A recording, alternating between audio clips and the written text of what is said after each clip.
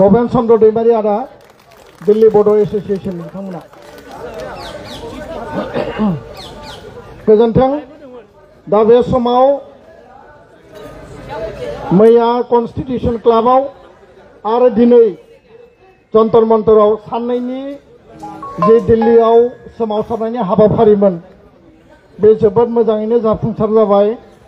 जोंनि आवाज, जोंनि खोथा, जोंनि दाबि भारत सरकारनियाव बियो दिनै सहैबाय। मोनसेया जाहैबाय मिडियानि गेजेरजों, इलेक्ट्रनिक मिडिया, प्रिन्ट मिडिया। मैयानि निउसआ दिनै ओंखारदों आरो मैया आरो दिनै जानो गोनां निउसआ दाख्लै ओंखारदों आरो दिनै जानाय हाबाफारिया गाबोन ओंखारगोन। सानथाम आसाम आरो इन्डियानि मेन स्ट्रिम मिडियाखौ जों कभार खालामबाय। गुबुन मोनसेया जाहैबाय जे आइबिनि अफिसियेल्सफोरा जोंनि धरना, जोंनि आन्दोलननि हाबाफारिखौ खौरां लानो फैदों।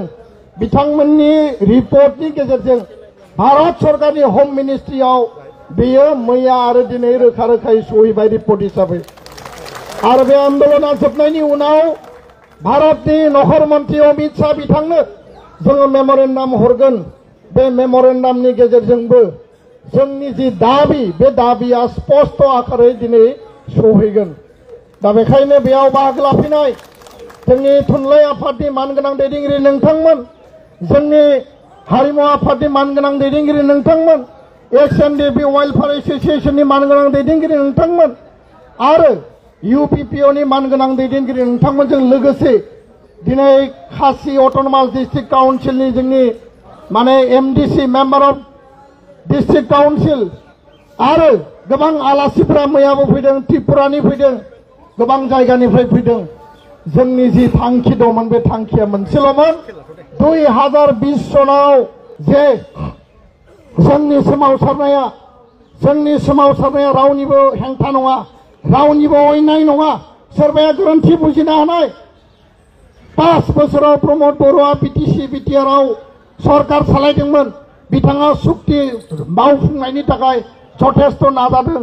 दा गोदानै बिटिसिनि मुरब्बी हिसाबै हाग्रामा महिलारि बिथाङा सरकाराव फैबाय।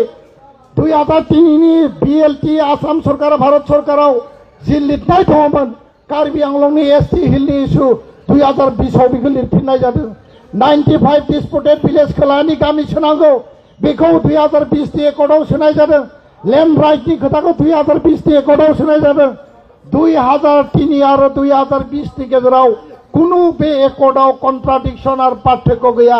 सोरबाया मायबा कन्ट्राडिक्सन दङ, कनफ्लिक्ट दङ, पार्थक्य दङ होननानै सानदोंबा जों रायलायनो थाखाय राजि। जोङो रावनिबो संबिधाननि मर्यादा, जोंनि अधिकारखौ लानानै जों मालाबाबो हेंथा मावनायाव गैया। रावबो जोंखौ भुल दा बुजि, रावबो जोंखौ राजनीतिक कालार होनायनि बाथ्रा गैया।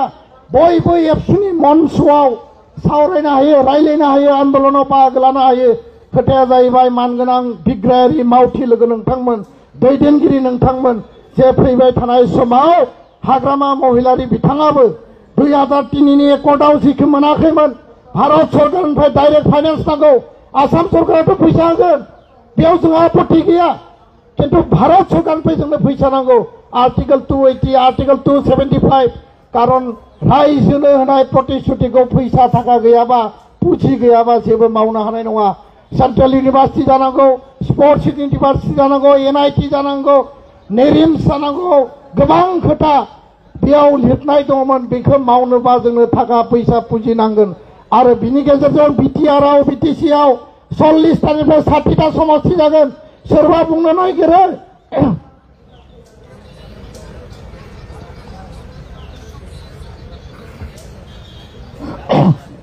सोरबा बुंनो नागिरो जे 60टा समष्टि जाबा 10% रिजार्भेसन जागोन। जों गेरान्टि लायो, दाथियै आङो बुंनो नागिरदों 60टा समष्टि जायोबा एसटि समष्टियानो 40टा जागोन। आथिखालनि 30टानिफ्राय बारायनानै 40टा जागोन। बेयाव रावबो सोरबा तेरा बेका बुंनाय बाथ्रा गैया। सुक्तिखौ जों खालामदों, सुक्तिखौ एबसु एनडिपि इउपिपिआ खालामदों। सुक्तिनि स्पिरिटखौ जों मिथियो। सोरबा बाहेरायाव थानानै तेरा बेका खोथा बुंनायनि खोथा गैया। दा बेखायनो मानगोनां बिग्रायारि लोगो नोंथांमोन, बे दिल्लीनिफ्राय थांनानै मानगोनां हाग्रामा महिलारि बिथांखौ जों लोगो हमगोन।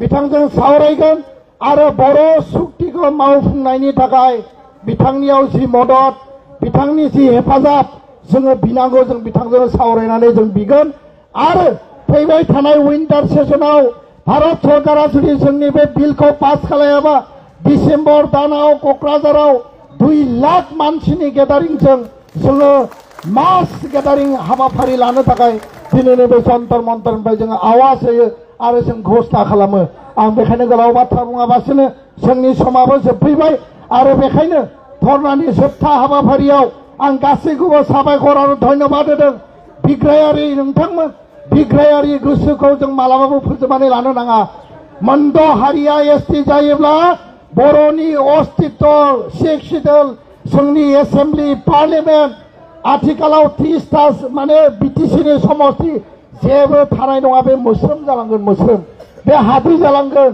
सोरबाया सानदों जानांगौ राजनीतिक स्वार्थनि थाखाय खोथाखौ बुंबाय थागोन सोरहा राजनीतिक स्वार्थ दङ नोंथांमोना बुंबाय था जोंहा बादा गैया किन्तु जोङो बे खोथाखौ स्पष्ट बुङो बर' हारिया जि अस्तित्वनि थामोन्थानि जि बड'फानि आदर्शजों जि आलादा रायजोनि आन्दलन खालामदोंमोन आलादा रायजोनि आन्दलनाव बिएससि बिटिसि बिटिआर मोनबाय आरो दिनै बे समाव जोंनि मोनखानाय अधिकार जोंनि हा हु जोंनि ट्राइबेल बेल एन्ड ब्लक जोंनि सिक्स शिड्युल जोंनि एसेम्बलि पार्लियामेन्ट पलिटिकेल रिजार्भेसन बिटिसिनि पलिटिकेल रिजार्भेसन बर' कसारि काउन्सिलनि अस्तित्व कार्बि आंलंनि बर'फोरनि अस्तित्व बेखौ जों मालाबाबो खोमाना लानो नागिराखै 45 लाख ट्राइबेलाव बर'फोरानो 25 लाख आधानि बारा आरो 45 लाख ट्राइबेलाव 6 जनगोष्ठीया 2 कोटिया जाबसिनोब्ला बेजों बर' हारिया मालाबाबो थावरिनाय नङा रायजो राजा मोनथोंमोन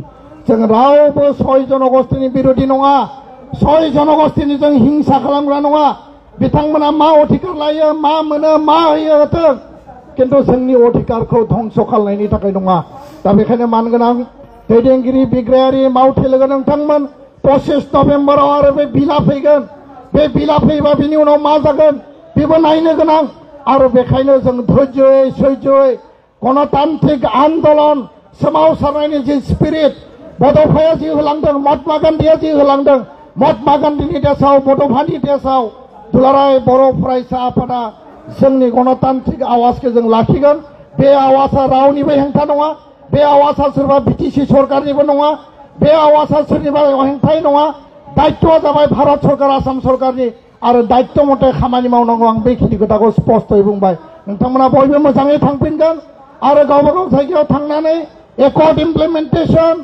आरो एसटि मेटारखौ लानानै गामि गामि नखर नखर ओनसोलाव इंटेलेक्चुअल मीट एवारनेस मीटिंग गामि गामि नोंथांमोना हाबाफारि लागोन आं बेखौ मिजिंथिबाय आरो बिनि गेजेरजों फैबाय थानाय समाव बर' हारिनि अस्तित्व थामोन्था रैखाथिनि थाखाय हाबा मावलांगोन थांनाय समाव बड'लेण्ड महोत्सव खुंबाय विश्व दरबाराव बड'फानि आदर्शजों बर' हारिखौ गायसननांगौ प्रधानमन्त्रीखौ लिंनानै लाबोबाय थांनाय समाव जोङो बड'फानि मुसुखाखौ दिल्लीयाव गायसनबाय 12 बार भारत सरकारजों जों राउन्ड टेबल सावरायबाय आरो 6 बार भारतनि नखर मन्त्रीखौ जों लोगो हमबाय बिथांमोना जाया होनना बुङाखै हाया होनना बुङाखै मावा होनना बुङाखै माखासे खामानिखौ मावदों माखासे समाधान खालामदों किन्तु खोथाया जाहैबाय जे टाइम बाउन्ड एकर्ड इमप्लिमेन्टेसन जायाबा आसाम एकर्डआ 40 बोसोराव बेबायदि जों नेनानै थानो जोंहा सम गैया जोंनो अधिकार नांगौ जोंनो मोनथाय नांगौ कागजाव जि लिरदों बे कागजाव जि लिरदों बे कागजनि फिथाइ बिनि रिजाल्ट बिनि जि मोनसे अधिकार मर्यादाखौ जोंनो नांगौ बेखायनो बे जन्तर मन्तरनि धर्ना बेखायनो कन्स्टिटिउसन क्लाबाव जोंनि नेशनेल लेभेल सेमिनार बे साक्सेसफुल जाबाय आरो देशनि मानसिया एबसुनि शक्ति इउबिपिअनि शक्ति बर' आफादफोरनि एनडिपिनि शक्ति जि शक्तिया दङमोन बेखौ दिनै नुफिनबाय आरो बेखायनो नोंथांमोनखौ धन्यबाद बावनानै आंनि बुंनायखौ फोजोबबाय गोजोन्थों जय बर' हारिनि जय बर' हारिनि we want justice justice justice we want justice justice